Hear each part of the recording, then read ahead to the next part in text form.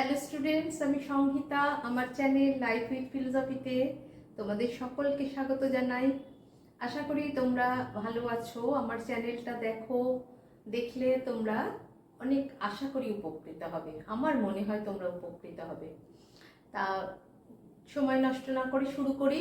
আজকে আমি তোমাদের এই বিষয়টা অনেকেরই হয়তো একটু অসুবিধে থাকতে পারে। আমি করণ সম্পর্কে আলোচনা করব। তা করণ এটা হচ্ছে ন্যায় দর্শনে বা যে কোনো মানে ভারতীয় দর্শনে ন্যায় বৈশেষিক সব দর্শনে করণের কথা আসে।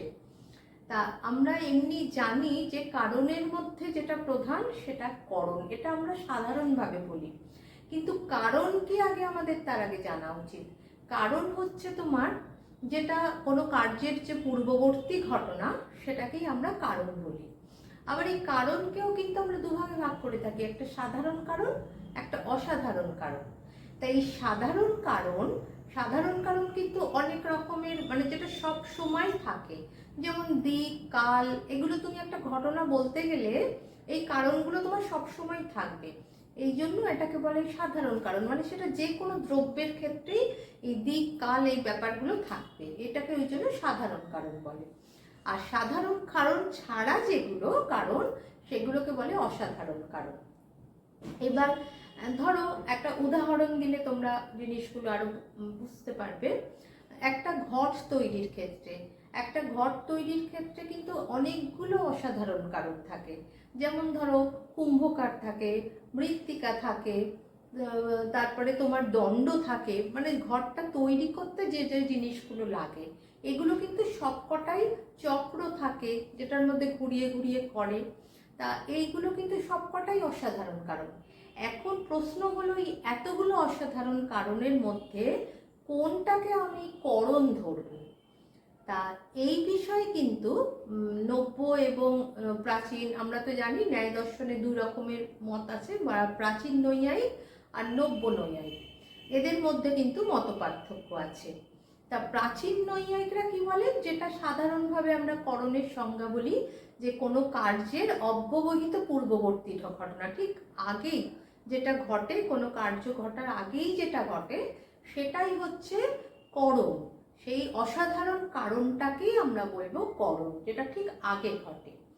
আর কিন্তু যারা নব্য নৈয়ায়িক তারা কি বলেন, তারা বলেন যে ব্যাপার বিশিষ্ট হয়ে যে কারণ, যেটা কারণ অসাধারণ কারণ, সেটাকেই তারা করণ বলেছেন, যে ব্যাপারবৎ বিশিষ্ট অসাধারণং কারণং করণম।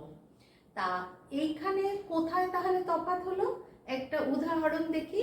ধরো গাছ কাটা, যেটাকে ভালো বাংলায় কি বলে, বৃক্ষচ্ছেদন। বৃক্ষচ্ছেদন তো একটা কার্য, মানে একটা কাজ। তা এটার নিশ্চয়ই কারণ থাকবে এবং করণ থাকবে।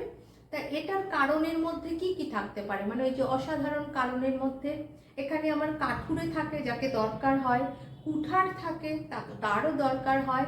আবার কাঠুরে আর কুঠার থাকলেই শুধু হবে না, কুঠারের সঙ্গে বৃক্ষের সংযোগ দরকার হয়, তবেই কিন্তু গাছটা কাটা হয়। তা যারা প্রাচীন নৈয়ায়িক তারা কি বলবেন, যখনই তুমি কুঠারের সঙ্গে গাছের সঙ্গে কুঠারটা সংযোগ করবে তখনই তোমার গাছ কাটা হচ্ছে, কাজে সেইটাই হচ্ছে করণ। কারণ একদম কার্য ঘটার অব্যবহিত পূর্বে হচ্ছে, একদম আগে যেটা হচ্ছে। কিন্তু নব্য নৈয়ায়িকরা কি বলেছেন, ব্যাপারবৎ বিশিষ্ট। এই যে ব্যাপার কথাটার মানে কি, ব্যাপার মানেও হচ্ছে যেটা একদম আগে ঘটছে সেই কারণটাকেই, মানে এখানে আমরা যে বৃক্ষ কুঠার সংযোগ বলছি নব্য নৈয়ায়িকরা সেটাকেই ব্যাপার বলছেন।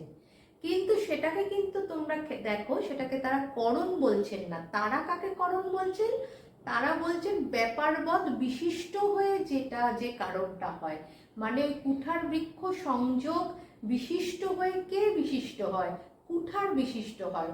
কুঠার বৃক্ষ সংযোগটা, কুঠারটা না থাকলে তো কুঠার বৃক্ষ সংযোগ সম্ভব নয়। তা কাজেই এরা কিন্তু ওই জন্য ব্যাপারবৎ বিশিষ্ট হয়ে যে কারণ সেটাকে করণ বলছেন। তার মানে যেহেতু কুঠার বৃক্ষ সংযোগটা ব্যাপারবৎ বিশিষ্ট হচ্ছে, তার আগে যেটা থাকছে কুঠার, সেটাকে এরা করণ বলছেন। আশা করি বুঝতে পারলে ব্যাপারটা। যে আমরা নব্য এবং প্রাচীন নৈয়ায়িকরা কোন জায়গায় এদের মতের পার্থক্য। যেহেতু আমরা কুঠার বৃক্ষ সংযোগকে নব্য নৈয়ায়িকরা ব্যাপার বলছেন, সেহেতু তারা তার পূর্ববর্তী যেটা হচ্ছে কুঠার, সেটা যেহেতু ব্যাপারবৎ বিশিষ্ট হচ্ছে, সেই জন্য সেটা হচ্ছে করণ। এই হলো আলোচনা। আর অবশ্যই আমার অনুরোধ রইল, যদি ভালো লাগে চ্যানেলটা সাবস্ক্রাইব করে পাশে থেকো। আর ডেসক্রিপশনে নম্বর দেওয়া আছে, কোনো সময় মনে হলে অবশ্যই যোগাযোগ করো, আমি সব সময় তোমাদের পাশে থাকবো।